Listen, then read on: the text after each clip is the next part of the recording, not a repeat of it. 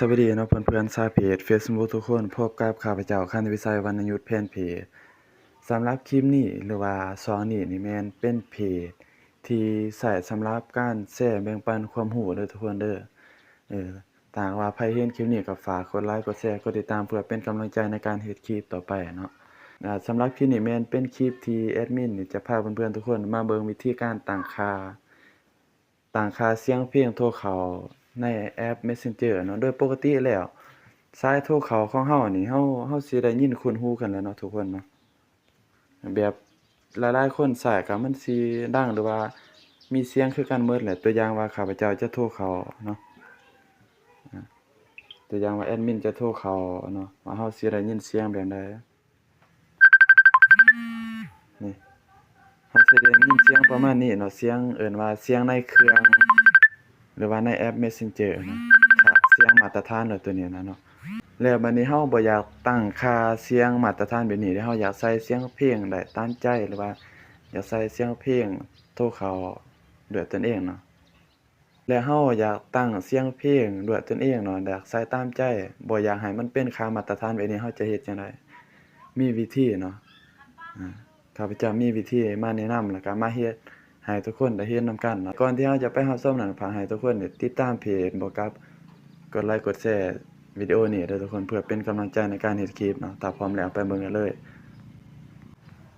ก่อนอื่นหมดนี่แม่นให้ทุกคนนี่เกี่ยมแอปที่เราจะดาวน์โหลดก่อนเนาะทุกคนเนาะก็คือแอปที่เราดาวน์โหลดนั่นแม่นแอป TikTok Downloader เนาะตัวนี้ทุกคนเป็นแอปที่ว่าใช้ในการดาวน์โหลดวิดีโอใน TikTok บ่ให้มันติดหลายน้ำสองหั้นนะหรือว่าเราสามารถดาวน์โหลดวิดีโอกับ MP3 ได้เนาะ เมื่อเรามีแอปนี้แล้วก็ให้เรานี่เข้ามาที่แอป TikTok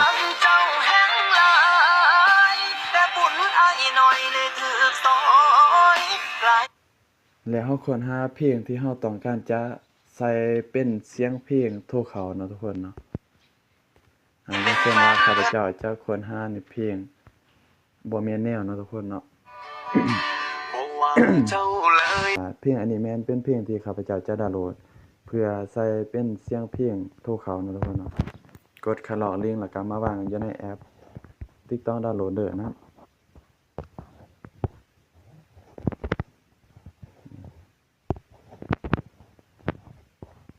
เมื่อมันขึ้นลิงก์แบบนี้ให้เรามันจะวิเคราะห์ให้เราอัตโนมัติเนาะการให้เราคลิกที่คำว่าดาวน์โหลดเป็น MP3 เด้อทุกคนเด้อดาวน์โหลด MP3 เนาะมันกำลังดาวน์โหลดให้เราอยู่โอเคดาวน์โหลดสำเร็จแล้วสำหรับไผที่ว่าใช้โทรศัพท์ Android รุ่นเวอร์ชัน15ขึ้นไปเนาะทุกคนเนาะเวลาเราคีย์ค้างไปนี่มันจะขึ้นแบบนี้เนาะแต่ถ้าหากไผใช้โทรศัพท์แบบรุ่นเก่าอยู่มันอาจจะคลิกไปนี่แล้วมันจะเป็นแบบว่าในการจัดเรียงแอปพลิเคชันเนาะเออเมื่อมันขึ้นแบบนี้ให้เรานี่ก็ให้เรามาคลิกที่ตัวนี้เด้อทุกคนเด้ออ้าวคลิกที่ข้างเครื่องหมายลบออกอะนะตัวเป็นเครื่องหมายคล้ายๆเครื่องหมายถ่วงนะเมื่อเราได้เสียงเพลงที่ว่าเราดาวน์โหลดมาแล้วเนาะทุกคนก็ให้เราคลิกที่คำว่าตั้งค่าการแจ้งเตือนนี้แล้วเรามาเลือกที่คำว่าสายโทรเข้าเนาะทุกคนคลิกเข้าไปสายโทรเข้าถ้ามันจะมีคำว่าบ่มีเสียงก็ให้เราคลิกที่อันนี้เนาะแล้วให้เรามาเลือกที่คำว่าเลือกเสียงอยู่ในโทรศัพท์หรือว่าความจำเครื่องมาเลือกเป็นไฟล์เสียงเนาะทุกคนมาเลือกเสียงที่ว่าเราดาวน์โหลดมาเนาะนี่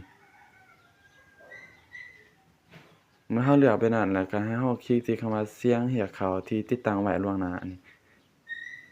ตัวนี้เนาะคลิกที่ตัวนี้แล้วก็เปิดใช้งานตกลงแล้วมันสิขึ้นแบบนี้เนาะทุกคนเนาะจากบ่มีแล้วมันสิขึ้นแบบนี้ก็ให้เรากลับเลยหรือว่าเราปัดออกเพิ่นหมดก่อนแล้วก็เรามาเข้าอยู่ใน Messenger ใหม่บัดนี้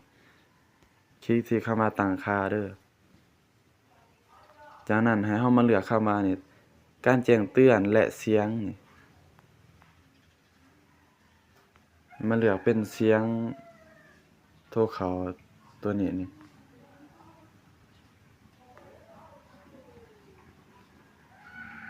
เสียงโทรเข้าเนาะเดี๋ยวมันสิขึ้นมาเนี่ยทุกคน เจ้าเลยบ่เคยว่าสัวก็ให้เราเลือกแล้วเนาะโอเคเมื่อเราเลือกเราลองปัดออกแล้วก็เรามาลองเอาโทรศัพท์อีกเครื่องนี่ลองโทรเข้าเบิ่งเนาะเมื่อเราเมื่อเราตั้งแล้วเนาะเมื่อเราตั้งสายโทรเข้าแล้วให้เราเอาโทรศัพท์อีกเครื่องนี่มาลองโทรเข้าหรือว่าเรายืมโทรศัพท์หมู่ก็ได้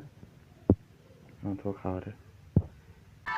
ขอบใจที่ยังหักกัน แต่อายกลับไปบ่ได้ว่าเจ้าเลยบ่เคยว่าสิหักคนดี แต่สิ่งที่อายเฮ็ดได้ตอนนี้คือยินดีนำหน้าบอกว่าเจ้าเลยบ่เคยว่าสัวที่แอบนอกใจผัวมาคือพ่อโอเคเนาะถือว่าการตั้งค่าเสียงเพลงโทรเข้าอยู่ในแอป Messenger นี่จากค่ามาตรฐานมาเป็นเสียงเพลงตั้งเสียงเพลงโทรเข้าได้ตามใจนี่แม่นก็ง่ายๆเพียงเท่านี้เนาะทุกคนเนาะถ้าหากว่าเห็นคลิปนี้มีสาระมีประโยชน์ก็ฝากกดติดตามเพจบ่กับ YouTube เพื่อเป็นกำลังใจในการเฮ็ดคลิปต่อไปอะเนาะและสำคัญคือถ้าหากไผอยากให้สอนเฮ็ดคลิปให้ได้ก็สามารถคอมเมนต์ได้เด้อทุกคนเด้อ